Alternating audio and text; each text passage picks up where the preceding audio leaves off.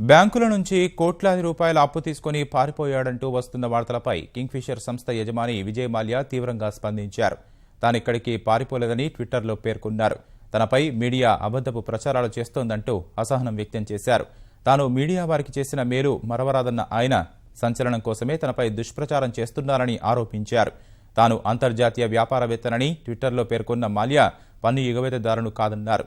వ్యాపారవేత్తగా తాను వివిధ దేశాలు వెళ్లి వస్తుంటానని వివరించిన ఆయన పార్లమెంటును చట్టాన్ని గౌరవిస్తానని ట్వీట్ చేశారు. బ్యాంకుల రుణాల అంశాన్ని చట్టం ద్వారా ఎదుర్కొంటానని చెప్పారు. వివిధ అంశాల్ని ప్రస్తావిస్తూ స్పందించిన విజయ్ మాల్యా ప్రస్తుతం తానెక్కడున్న విషయాన్ని మాత్రం చెప్పలేదు. మాల్యా దాదాపు 9,000 కోట్ల రుణాల్ని ఎగవేసి దేశం నుంచి పారిపోయారనే వార్తలొచ్చాయి.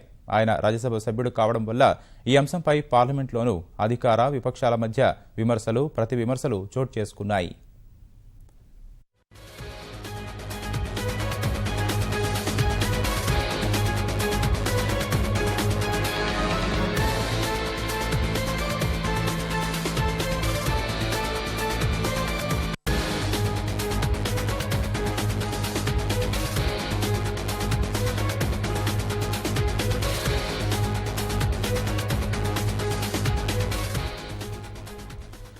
బ్యాంకుల నుంచి కోట్లాది రూపాయల అప్పు తీసుకుని పారిపోయాడంటూ వస్తున్న వార్తలపై కింగ్ఫిషర్ సంస్థ యజమాని విజయ్ మాల్యా తీవ్రంగా స్పందించారు. తానిక్కడికి పారిపోలేదని ట్విట్టర్లో పేర్కొన్నారు. తనపై మీడియా అబద్ధపు ప్రచారాలు చేస్తోందంటూ అసహనం వ్యక్తం చేశారు. తాను మీడియా వారికి చేసిన మేలు మరవరాదన్న ఆయన సంచలనం కోసమే తనపై దుష్ప్రచారం చేస్తున్నారని ఆరోపించారు.